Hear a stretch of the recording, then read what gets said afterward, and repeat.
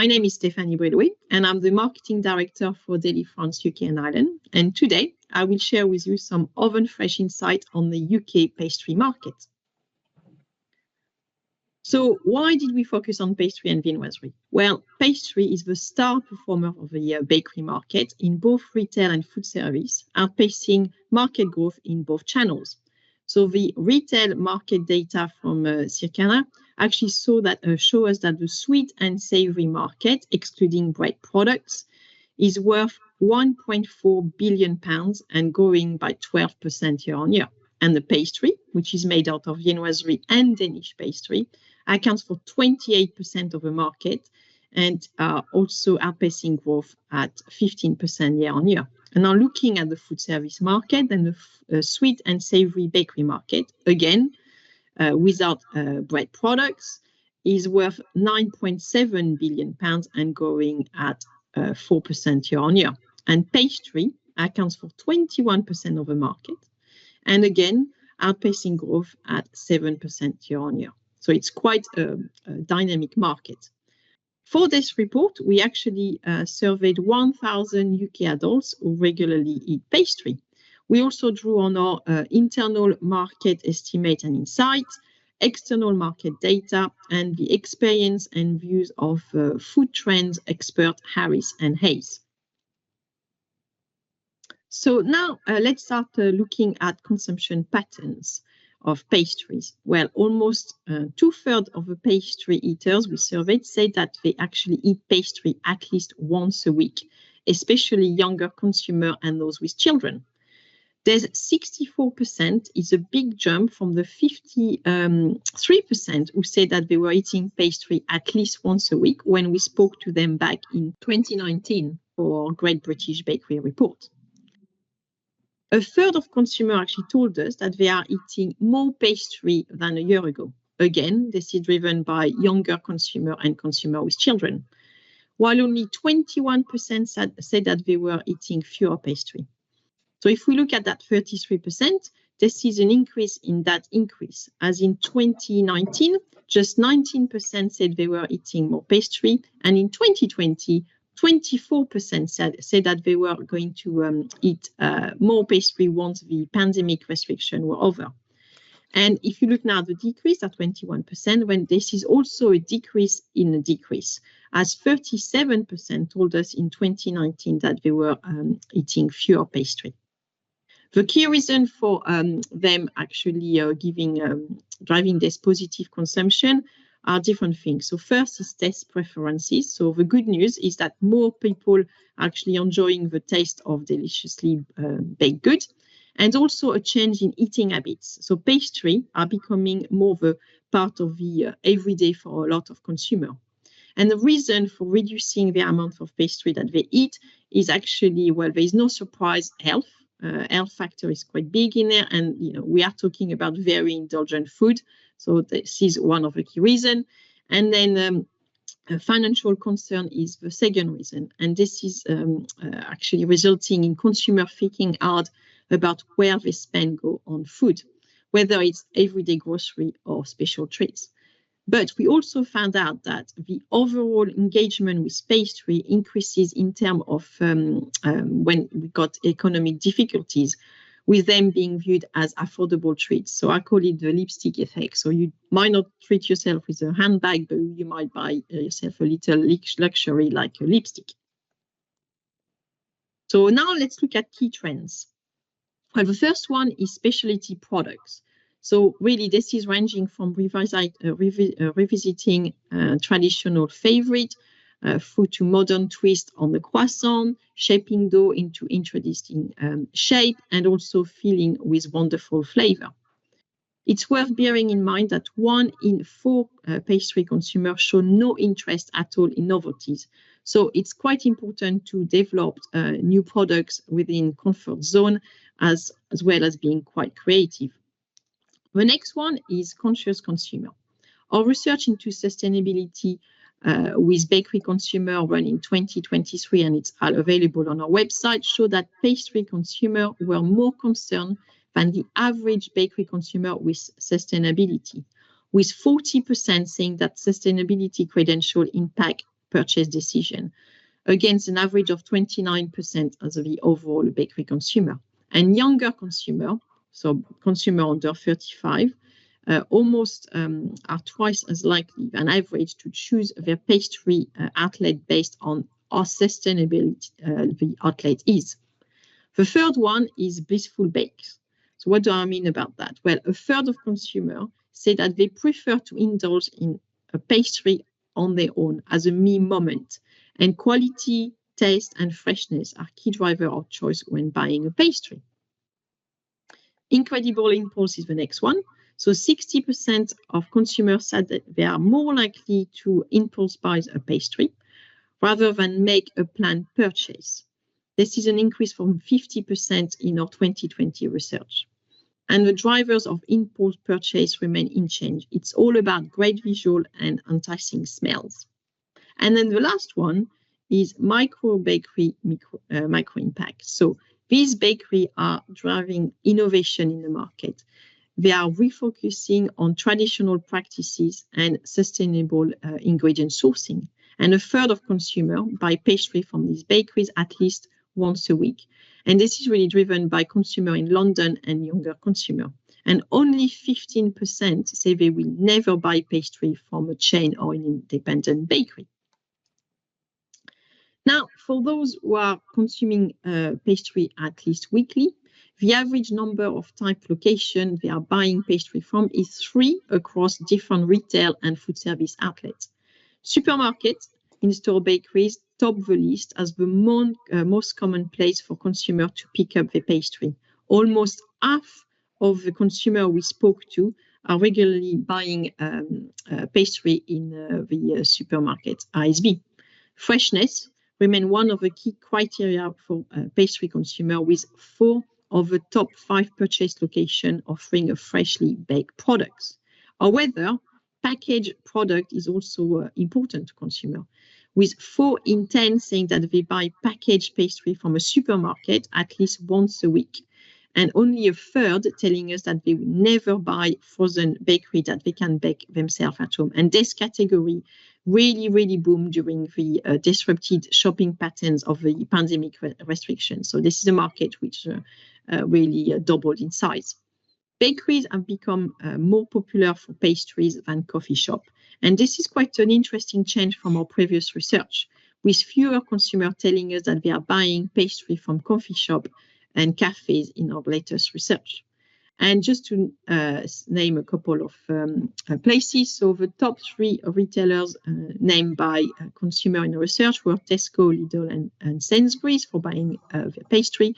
And then the top 3 food service outlets were Greggs, Costa, and the independent coffee shop. Okay, so we know where people are actually buying the pastry, but where and when are they eating them? Well, almost 9 in 10 consumers are eating pastry in their own home. And this is up from the 78% from our research in 2020, reflecting really the changing working patterns of a lot of consumers. And there is no surprise there, but this is highest amongst people buying packaged pastry, as they are likely to have a longer shelf life, but also they are easily refreshed at home. But consumer buying from ISB, coffee shop, and pastry are also taking them home for them to eat them. Almost 2/3 of consumers are eating pastry on the go. Again, this is an increase from our 2020 research. But you need to bear in mind that obviously in 2020, there are still restrictions and precaution for people at that time because it was still COVID time. And on-the-go pastry are more likely to be bought in ISB, cafe, coffee shops, and bakeries. And 44% of consumers we spoke to are telling us that they are eating pastry at their place of work or their place of education. And this is less likely to be a breakfast occasion and most likely to be like a mid-afternoon pick-me-up, a perfect antidote to the post-lunch lag. And finally, 29% of consumers say that they eat pastry where they buy them from. And again, this is mainly from coffee shop, cafes, and bakeries. And now looking at the different difference between at home and out of home consumption. Well, actually, the key reason for choosing pastry are the same if they eat at home or out of home. It's about taste, convenience, and treating. Exactly the same as when we spoke to consumer in the past. Convenience is actually more important for those seeking pastry at home, no surprise there. So making sure that pastry are visible, well stocked, and the speed of service is good is really crucial for this type of consumer.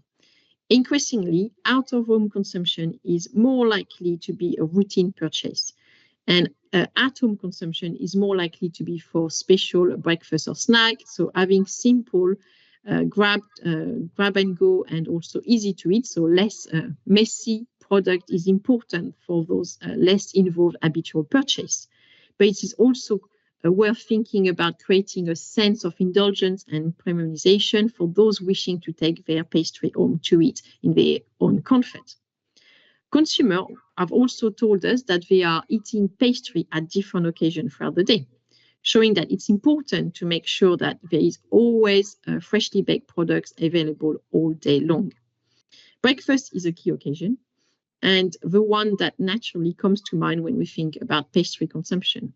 But snacking is growing as well, and snackers are more likely to be eating pastry as a treat or a reward than those eating at breakfast. Though indulgence is important for both occasions. For example, butter croissant, sweet and savory pastries are popular throughout the day, but butter croissant is more likely to be eaten at breakfast time than as a snack, and then savory pastry are more likely to be chosen as a snack than a breakfast item. So now let's look in more detail in the nation's favorite type of pastry. So top of the pops at number 1 is the pain au chocolat, and it's like in 2020, exactly the same, with just over a third of consumers actually saying that it is one of the top 3 most eaten pastry. Narrowly missing out by a very smaller margin than in 2020 is the plain croissant. And croissant actually pips pain au chocolat at breakfast time for both in and out of home occasion. Chocolate croissant takes the bronze medal as per our 2020 research. But we've got 2 new entries in the top 5. So almond cheese pastry and cinnamon pastry are new in this research. So savory pastry are becoming more popular, and savory pastry are more likely to be snacked on than eaten at breakfast time, as I said before. And then cinnamon pastry is quite a new one, and they are particularly a strong favorite of those eating pastry out of home. And it's actually the number 3 pastry type out of home for the out of home snackers. And then just to give you a few more stats, so the pain au chocolat, it's a favorite of the 18 to 24-year-old female and student, while the chocolate croissant is chosen by those with young children. And then an interesting one, apple pastry is loved by consumers who are retired. And then chocolate twist is actually a favorite of younger consumers. Now, looking at what the future holds. Well, basically, consumers are looking for more of the same thing that they told us in the past. Namely, they're looking at a wider choice of flavors and more promotion to encourage them to buy more often. So in terms of flavor, chocolate is still the main flavor consumers are looking for. And when we actually drilled into this, milk chocolate was the preferred type of chocolate. Other big hitters are fruit, vanilla, caramel, and cinnamon. And within fruit, berries are the most popular, but consumers could be tempted by more exotic and or tropical fruits such as passion fruit or pineapple. And in terms of savory pastry, as they are becoming more popular, cheese is still the dominant ingredient that consumers are really looking for. So albeit it could be on its own or paired with other ingredients like ham, onion, jalapenos, for example. And an interesting one is that 24% of consumers are also told us that they would like to see more pastry with mushroom. We never seen that before. Promotion-wise, with price actually becoming more and more important for consumer to actually decide on what to buy, a value for money proposition is more important than ever. And this is not going to change in the next few years.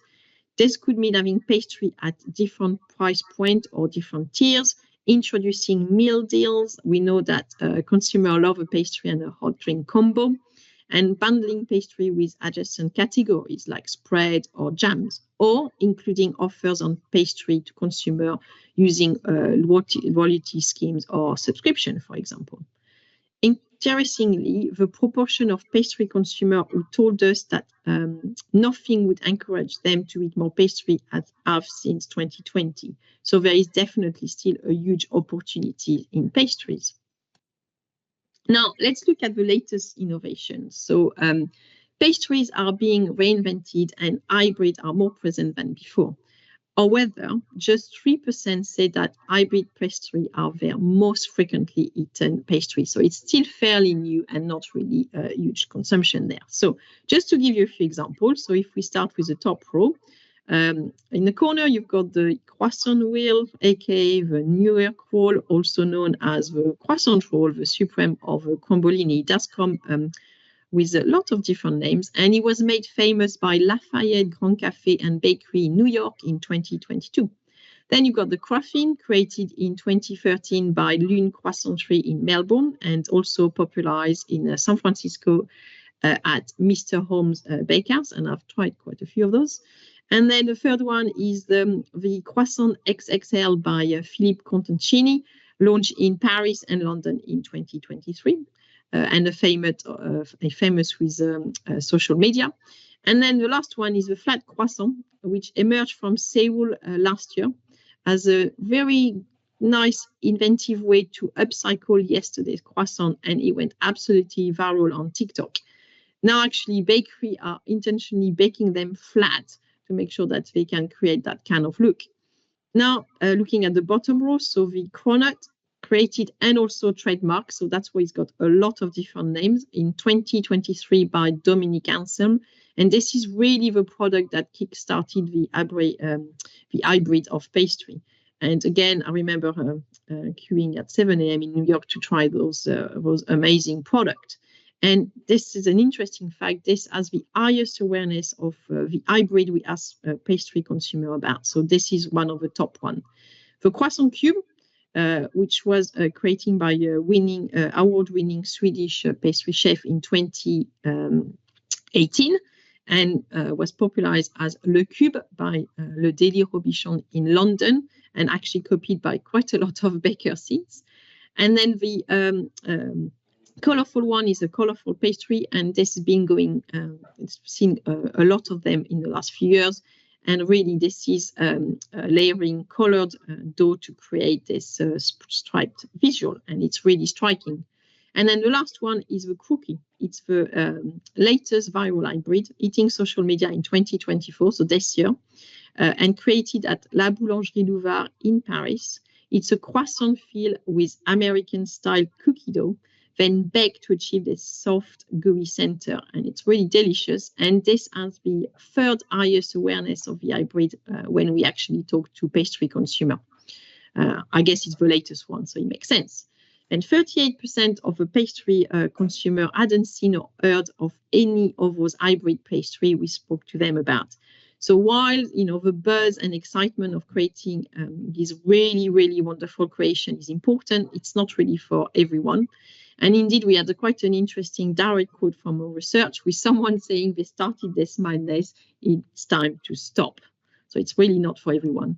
So, but for those who are intrigued by this type of pastry, almost half are tempted by the rich visual, which is really, really quite often incredible, as you can see from this page. But like most food, it's really great if it looks amazing, but it really needs to deliver on taste too, or consumer won't come back to it.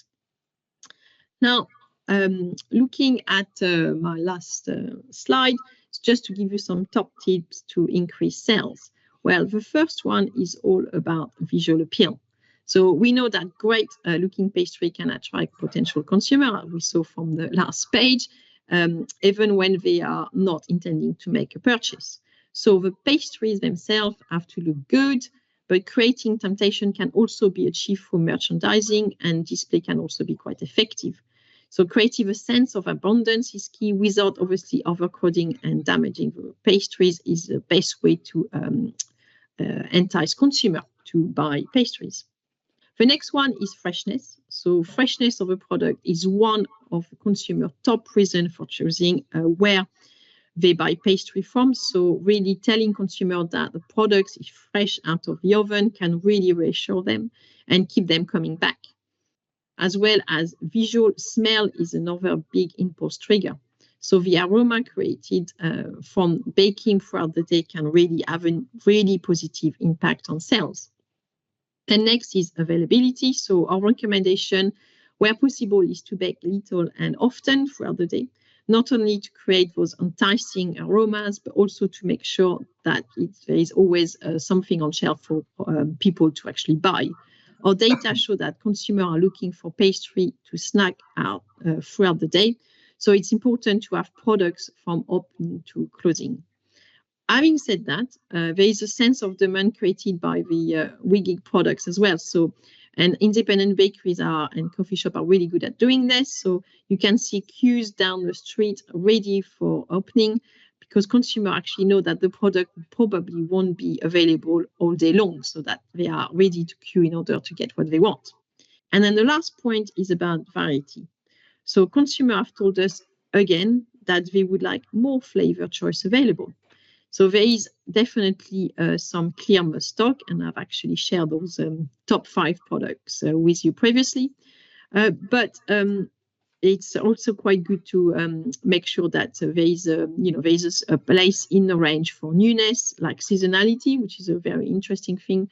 And 1 in 4 consumers say that having new pastry would try to encourage them to buy more frequently. So as I said, top 4 tip: visual appeal, freshness, availability, and variety. And can do this, should be able to sell loads of pastries. So thank you for listening to me today. We publish 1 or 2 reports every year, and all our reports can be found on our website. And this one will be there as well for you to download. Thank you.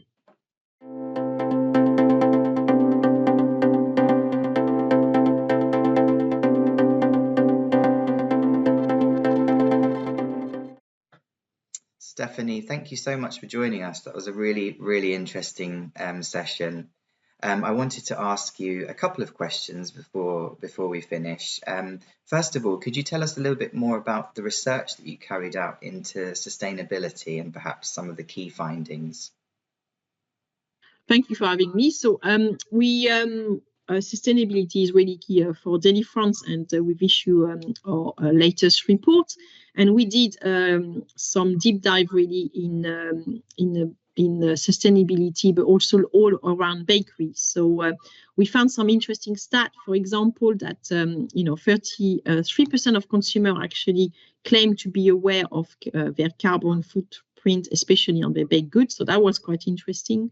And also we found out that the most important sustainability credential for these bakery consumers were around packaging. So obviously making sure that people are looking at how they package their products, animal welfare, so about sourcing ingredient, and also food waste. And food waste is really a key driver on this, as bakery is seen as quite a wasteful category. And also one interesting bit is that a quarter of consumers actually are telling us that they are willing to pay a premium for more sustainable bakeries. And we've seen a lot of outlets actually looking at claiming how sustainable they are and how sustainable their products are. So for us, it was really, really interesting and very encouraging to see that consumer of bakery goods are actually they care about sustainability, and and they also think that we all have a role to play in this. So from ingredient manufacturer all the way to consumer. Yeah, I think it's fantastic that we're moving on from that stage of just being aware to actually being willing to do something about it, to as you've just mentioned, perhaps pay slightly more for this kind of products. I wanted to ask as well about I think it's interesting, this idea of impulse buyers. I imagine it would present challenges to bakery manufacturers because, you know, if the people are buying on impulse, it's more difficult to know perhaps when, why they're buying and what kinds of things they want to eat. How would you say that bakery manufacturers can cater to this kind of consumer? I think so. Impulse is, as you said, is the key thing, and it's really triggered by the look of the product and the smell. So consumer don't know what they want when they get to the store, so they will actually look what's there, and then if it's look good, smell good, they will pick it up. But we also know from research that there are some key favorites and some key flavors. So chocolate, as I said, is a key flavor. So things around that, and then colorful. So colorful can be added by different type of fruits, for example. So that would help consumer to navigate the category. So I think even if we don't know exactly what consumer wants, they're actually not very good at telling us what they want either. So it's actually up to us to look at trends, look at what triggers the smell, what the visual of a product, and this is how we can actually build newness in on shelf. And just to finish off, Stephanie, it was great to see when you showed us the sort of current popular products and flavors. Do you think that these might change over the coming years? I think there will be always an evolution of trends, obviously, but I think the favorite products are there to stay. There will be more and more crazy hybrids created. I mean, a couple of years ago, I would have never thought that somebody will sell a flat croissant, to be honest with you, but it does happen. So there will be different new flavor coming in, and this is working with ingredient manufacturer can help us to actually build new ingredients. But your strong favorite, like your cinnamon, chocolate, and food products, are here to stay, to be totally honest with you. Well, it's good to know because I'm a huge fan of chocolate-based bakery goods, so I don't want them to be, leaving the shelves anytime soon. They Thank won't. you very much, Stephanie, again for joining us. Thank you. Bye.